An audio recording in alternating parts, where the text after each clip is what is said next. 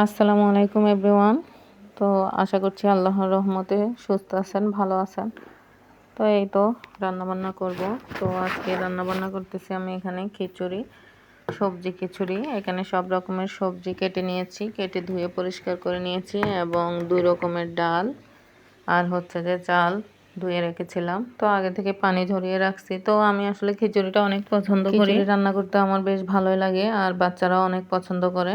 আসলে অনেকে ভাবে খিচুড়ি, পোলাও, বিরিয়ানি এগুলো রান্না করতে ঝামেলা। আমার কাছে কিন্তু এগুলো খুব সহজ মনে হয়। আমার কাছে আলাদা ভাত, আলাদা তরকারি রান্নার চেয়ে একসাথে সব কিছু মিক্স করে রান্না করতে বেশি ভালো লাগে, আর আমার কাছে মনে হয় সময়ও কম লাগে। তো আমি এখানে এই যে সরিষার তেল দিয়েছি, সয়াবিন তেলও দিয়ে নিয়েছি, আর কিছু চিকেন রাখছিলাম এখানে চিকেন ফ্রাই করে ফেলবো। খিচুড়ির সাথে চিকেন ফ্রাইটা কিন্তু অনেক মজা লাগে খেতে। আসলে আমার ভিডিও অনেকে দেখলে ভাবে যে আমি শুধু খিচুড়ি আর বিরিয়ানি খাই। আসলে না, হয়তো খিচুড়িটা রান্না করছি আমি 2 দিন আগে, ভিডিও আপলোড দিতে পারি না, সময় হয়ে ওঠে না, ভয়েস দেওয়া যায় না, তার জন্য 2 দিন পরে আপলোড দেই, এরকম হয় আর কি। এমনি বেশিরভাগ সময় খিচুড়ি রান্না করি বা বিরিয়ানিও রান্না করে ফেলি, মানে এক কথায় আমার কাছে যেটা সহজ আমি সেটাই রান্না করি, আর আমার ছেলে মেয়েরা যেটা পছন্দ করে সেটাই রান্না করি আর কি। তো এই তো কথা বলতে বলতে এখানে খিচুড়িটা ম্যারিনেট করে রেখে দিচ্ছি আমি সব কিছু মিক্স করে, আর এখানে যে চিকেনটা ধুয়ে পানি ঝরিয়ে রাখছি।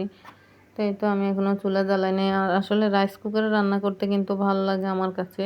আর এই যে এখানে মাংসের মধ্যে আমি কিছু হলুদ গুঁড়া, মরিচ গুঁড়া, আর সাথে দিয়ে নেব যে লবণ। তো এগুলো দিয়ে মেখে আমি রেখে দিব। এখানে আমি কর্নফ্লাওয়ার নিছি, একটু রসুন বাটাও দিয়ে নিলাম।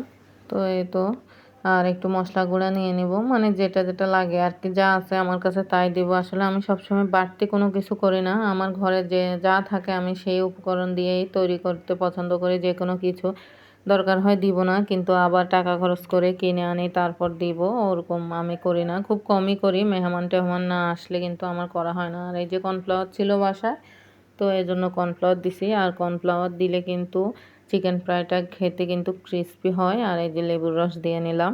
তো সব কিছু দিয়ে আমি এখানে চিকেনটাকে ম্যারিনেট করে রেখে দিব। তো আজকে কিন্তু খিচুড়ি এবং চিকেন ফ্রাই এই দুইটা দিয়েই কিন্তু আমার 2 বেলার খাবার হয়ে যাবে, আর বাচ্চারাও খুব আনন্দ করে খেতে পারবে। ইদানিং কিন্তু আসলে ঠিকভাবে ভিডিও ছাড়তে পারে না, ভিডিও আপলোড করতে পারে না, আসলে সময়ের অভাব। আর আমরা আসলে গ্রামে চলে গেছিলাম একেবারে। তো একেবারে বলতে মাঝে মাঝে আবার শহরে আসি, গ্রামেও থাকি, এরকম আর কি। তো আমার ছেলেকেও ভর্তি করাই ফেলছি গ্রামে। তো তারপরও চলে যাওয়ার পরও আসছি, 2বার আসছি চিটাগাংয়ে, যেহেতু এখানে অনেক বছর ছিলাম, বিভিন্ন কাজ থাকে, তার উপর আবার বাড়ির কাজও ধরা হয়েছে। তো সব কিছু মিলিয়ে আসলে লাইফ, আসলে কিছু করার নাই, এক সময় না এক সময় আমাদেরকে আসলে গ্রামে সেটেল হইতে হবে, যেহেতু আমরা শহরে আজীবন থাকবো না।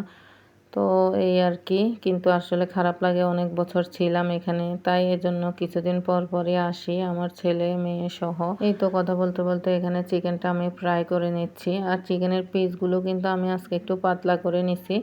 আর এই যে আমার খিচুড়িটা হয়ে গেছে, খিচুড়িটার কালারটা কিন্তু অনেক সুন্দর আসছে। আর তো এই তো চিকেন ফ্রাইয়ের কালারটাও কিন্তু অনেক সুন্দর আসছে। আর চিকেনটা আজকে অনেক পাতলা করে কাটছিলাম আমি, এজন্যই আসলে তাড়াতাড়ি হয়ে গেছে। তো আমার ছেলে মেয়ে তো আর তর্স হচ্ছে না, আমার ছেলে বারবার আমাকে আসে বলতেছে, আম্মু চিকেন ফ্রাই দেখে আমার অনেক খিদা লেগে গেছে, আমাকে তাড়াতাড়ি খাবার দাও। আম্মু, আমার চিকেন ফ্রাই দেখি খিদে লাগছে, আমাকে তাড়াতাড়ি খাবার দাও। আচ্ছা দিতেছি। এই যে আমি এখানে একটা প্লেটে সাজিয়ে নিলাম একটু করে খিচুড়ি, আর সাথে চিকেন ফ্রাই, শসা এবং লেবু দিয়ে। এখন আমি নিজেও খাবো এবং আমার ছেলেকেও খাইয়ে দিব। তো এতক্ষণ যারা আমার ভিডিও দেখছেন সবাইকে অসংখ্য ধন্যবাদ। আল্লাহ হাফেজ।